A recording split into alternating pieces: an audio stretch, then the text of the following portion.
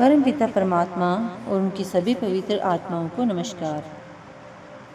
गुरु साहिब कहते हैं कि अपनी रोज़मर्रा की ज़िंदगी में हर पल उस परमात्मा की मौजूदगी का एहसास होना ही रूहानियत है।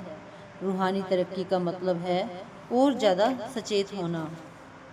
संत मत में मूर्ति पूजा नहीं की जाती, ना ही इसमें जड़ पदार्थों की पूजा के लिए कहा जाता है। रूहानियत में किसी इमारत, मूर्ति, तस्वीर या फिर किसी अन्य जड़ पदार्थ की भक्ति करना अंधकार में भटकना है, क्योंकि जो बेजान है, निर्जीव है, वह रूहानियत की तरफ नहीं ले जा सकता, हमें रूहानी तौर पर जागृत नहीं कर सकता। इतिहास पढ़ने से पता चलता है कि तीर्थ स्थान इसलिए बनाए गए ताकि लोग इन जगहों के शांत वातावरण से फ़ायदा उठाकर परमात्मा को याद कर सकें, उसकी भक्ति कर सकें। लेकिन जब हम इन तीर्थ स्थानों की इमारतों को ही पूज्य मानना शुरू कर देते हैं तो क्या होता है? इन इमारतों में बैठकर पूजा करने के बजाय हम इन इमारतों की ही पूजा करना शुरू कर देते हैं। बदकिस्मती से हम में से बहुत से लोग रूहानियत के मार्ग को अंधविश्वास के साथ जोड़ देते हैं और ऐसे कार्यों में लग जाते हैं जिन्हें करने से हम सोचते हैं कि हमें खास रूहानी नतीजे हासिल होंगे। कुछ लोगों का कहना है कि सत्संग घर जाते हुए उठाए गए हर कदम से हमारे कर्मों का नाश होता है। अब सतगुरु ऐसी सोच के बारे में क्या कहते? उन्होंने बड़े शांत स्वभाव से समझाया कि ऐसे अंधविश्वास का हमारे कर्मों के बोझ को खत्म करने से कोई लेना देना नहीं। अंधविश्वास के साथ कोई काम करने में और उसी कार्य को गहरे भक्ति भाव से करने में बहुत फर्क है। महाभारत में दी गई रानी द्रौपदी की कहानी पर विचार करें।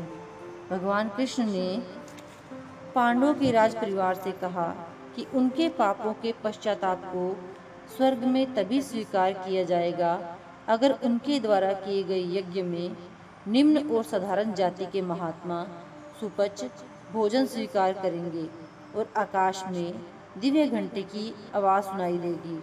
लेकिन जब सुपच ने कहा कि वह तब तक यज्ञ में नहीं आएंगे जब तक उन्हें 101 अश्वमेध यज्ञ का फल नहीं मिलेगा, तो सभी निराश हो गए, क्योंकि किसी ने अभी तक एक अश्वमेध यज्ञ भी पूरा नहीं किया था। जो उनके पास था ही नहीं, उसका फल वे महात्मा को कैसे देते?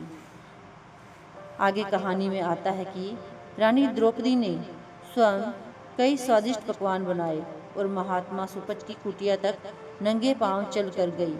उसने महात्मा से कहा कि मैंने सुना है कि अगर कोई मन में प्रेम और श्रद्धा रखकर किसी संत से मिलने जाता है तो हर कदम पर उसे अश्वमेध यज्ञ का फल मिलता है। इसलिए मैं आपको 101 अश्वमेध यज्ञों का फल देती हूँ। महात्मा सुपच ने भोजन स्वीकार कर लिया, लेकिन द्रौपदी को यह देखकर बड़ी हैरानी हुई कि भोजन करने से पहले महात्मा ने सारे पकवान मिक्स कर लिए, जैसे कि उन्हें पता ही ना हो कि हर पकवान का अपना अलग ही स्वाद था। द्रौपदी को बड़ी निराशा हुई। उसने मन में सोचा कि यह महात्मा जरूर नासमझ और असभ्य है, इसे पता ही नहीं कि स्वादिष्ट भोजन क्या होता है। सुपच ने भोजन कर लिया, लेकिन फिर भी आकाश में घंटा नहीं बजा। कोई भी समझ नहीं पा रहा था कि अब क्या करें। तब भगवान कृष्ण ने कहा कि यह द्रौपदी के मन का दोष है। द्रौपदी को अपनी गलती का एहसास हुआ और उसने अपने मन में विनम्रता का भाव लाकर अपने अहंकार तथा गलत सोच के लिए माफ़ी मांगते हुए प्रार्थना की। उसी पल घंटे की आवाज़ सुनाई दी। धर्म ग्रंथों में हम ये कहानियाँ तो पढ़ते हैं, लेकिन इनमें छिपे गूढ़ अर्थ को नहीं समझते। इस कहानी में हमने इस विचार को पकड़ लिया कि किसी संत महात्मा के दर्शन के लिए जाते हुए हर कदम पर पुण्य फल मिलता है, लेकिन कहानी में यह समझाया गया है कि द्रौपदी के कदमों के कारण नहीं, बल्कि उसके मन की विनम्रता के कारण आकाश में दिव्य घंटा बजा था। यह सोचना कि हर कदम के कारण फल मिला अंधविश्वास है, भक्ति नहीं। हम में से कुछ प्रसाद को भी अंधविश्वास के साथ जोड़ देते हैं। हम यह सोचकर किसी बीमार आदमी को प्रसाद दे देते हैं कि प्रसाद खाने से इसकी बीमारी दूर हो जाएगी। इसी तरह हम इस उम्मीद से बच्चों को प्रसाद खिलाते हैं कि इसकी जादुई ताकत से बच्चे रूहानी मार्ग अपना लेंगे। सतगुरु बार बार समझाते हैं कि प्रसाद कोई जादुई गोली नहीं है, उसमें बीमारी दूर करने की कोई ताकत नहीं है। किसी को संत मत पर लाना भी हमारे हाथ में नहीं है, यहाँ तक कि अपने बच्चों को भी नहीं। रूहानी मार्ग अपनाने की इच्छा पूरी तरह से निजी इच्छा है। यह कशिश अंदर से आती है, परमात्मा की ओर से आती है, लेकिन अपने प्यारे सतगुरु से इस प्रसाद को एक निजी तोहफे के रूप में स्वीकार करने के बजाय हम इसे एक जादुई तावीज़ के रूप में इस्तेमाल करना शुरू कर देते हैं। Thank you.